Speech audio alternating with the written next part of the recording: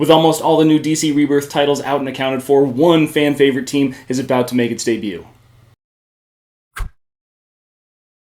What's up, everybody? I'm Stan, and welcome to Detail Comics, where we go over comics in detail. This is Preview Picks, where I go over the books that are going to come out this Wednesday and give you an idea as to whether there's something you should pick up or not. To start off with, we're going to hit up the independent titles, and I've got one from Archie Comics that's coming out, and that's Josie and the Pussycats #1. So while I'm not really a huge fan of this property in general, there is a really cool J. Scott Campbell cover that's being held as an exclusive from his store that's definitely worth checking out. Also from Image, we have Descender, issue number 15, where we continue on with the storyline of the two Tims, Tim 21, Tim 22, and we hopefully will see a conclusion of that story arc, but you can't really pass up Jeff Lemire and Dustin Nguyen on this book. The art and the writing are both great. Also, we have Saga 38 coming out, a continuation of last month's issue, and it was really a great jumping on point, so if you haven't had the opportunity to pick up 37, you should probably do that before grabbing 38, because Saga is definitely known to be something that you kind of need to know what's going on. Then we're going to hop over to Marvel, where Civil War II Kingpin #3 comes along, and this is probably going to see the introduction of Frank Castle if the cover's any indication, which is always a welcome sight. Then we have Doctor Strange's Annual #1, and the cool thing about this book is not only that it's a Doctor Strange book, which is great, but also the fact that this is going to give us a little bit of a hint as to what's going to happen in The Sorcerer Supreme, which is another upcoming title. A book that's kind of an outside shot that I'm going to include from Marvel is also Moon Girl and Devil Dinosaur #11. And to be honest with you, the main reason I'm including this is because of this cover, which is pretty rad. It's a super low production book, so you've got to ask your comic book shop to get one if they haven't already. Otherwise, you're probably not going to see one on the shelves.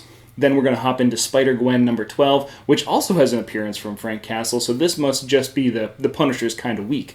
But since this is the Earth 65 version, he's a detective, he's a very rogue kind of detective who's bent on breaking down who Spider-Woman is and making her pay. So we've already seen the inclusion of a couple other characters in this kind of Frank Castle versus Gwen Stacy showdown, like Kraven the Hunter, so I'm interested to see how this is going to wrap up, if it's going to wrap up. Next, I've got Totally Awesome Hulk #10, which is still a Civil War II kind of tie-in, and we see the Black Panther going after him. Basically, he's been recruited to hunt down the Hulk and make sure that he's in control. And in the last issue that we saw, where he's just like smashing the crap out of the ground and stuff like that, all to write a sign for those Skyborn satellites saying, "Made you look." So Amadeus Cho's got a great take on the Hulk, and I can't wait to see what comes out in this issue too. To finish off at Marvel, we do have the Ultimates #11, which has got the Black Panther fighting somebody else too, but this time it is Thanos! So due to the events of Civil War II, Thanos has broken out of his lockup, and he's still on the hunt for that Cosmic Cube, which is over in Thunderbolt somewhere, and mixed in with Captain America Steve Rogers. It's all over the place.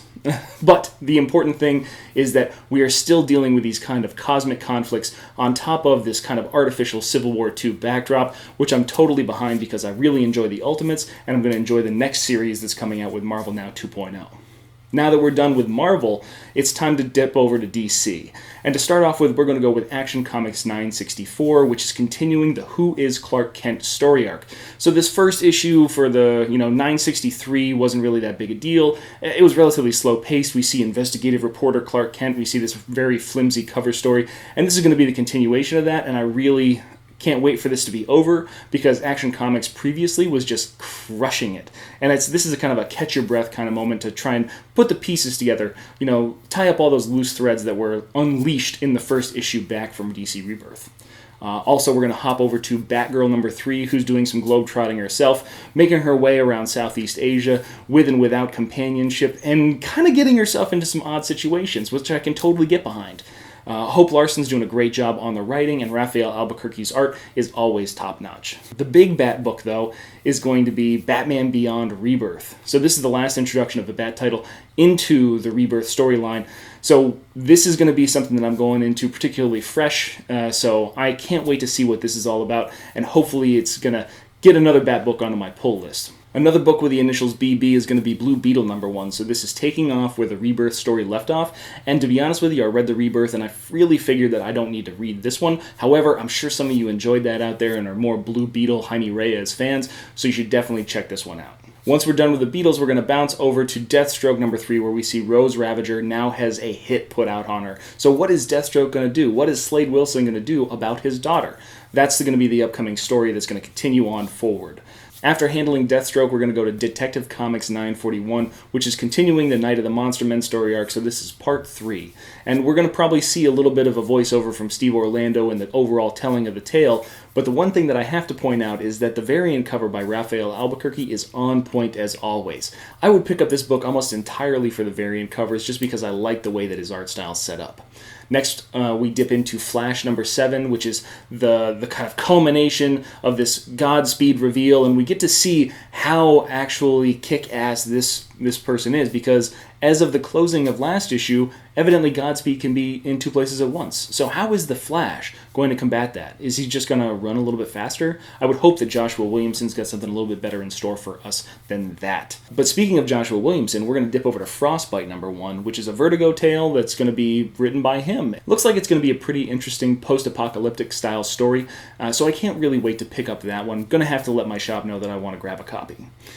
Also, we have Hal Jordan and the Green Lantern Corps, number 5, and given the amount of naked Guy Gardner and the unfortunate circumstances that fell upon Hal Jordan, we do see John Stewart rallying what's left of the Green Lantern Corps to roll out and rescue his fellow compadres. But he doesn't even know that Hal Jordan exists right now, so I'm wondering how that's going to impact him getting back to the Corps. And now we're going to cross the pond to Hellblazer number 2, which is taking place in the UK, and we see John Constantine tackling a task that's been assigned to him by Swamp Thing, his fellow member of the Justice League Dark.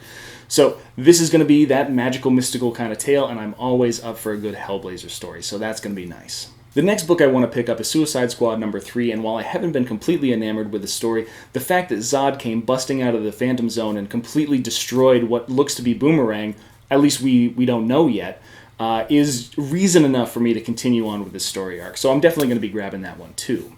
Another book is Teen Titans Rebirth. So this is Damian Wayne's kind of takeover. Whether it's hostile or not is going to be pretty interesting, but he's going to be taking over the Teen Titans and bringing that group together. So it's a big fan favorite team, and I can't wait to get into the book, see what it's going to be like, and see if it's something that I'm going to stick with for the long haul. A book that I know that I'm sticking with for the long haul is Titans, which is getting to issue number 3. So in The Return of Wally West, chapter 3, we still see them facing Abracadabra, and the funny thing is this intergalactic demon is supposedly going to be behind this whole thing.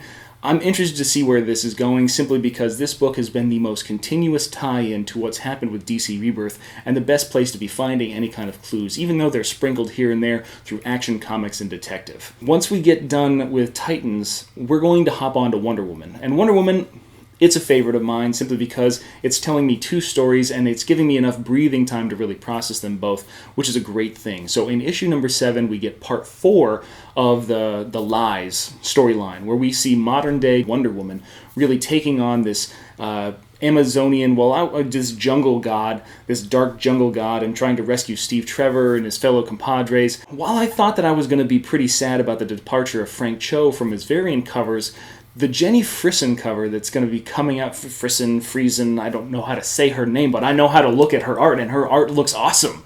So between Liam Sharp, the variant covers, and the fact that Greg Rucka's telling a very good parallel set of stories is reason enough for me to continue picking up Wonder Woman for the time being, and I can't wait to see where both of them go.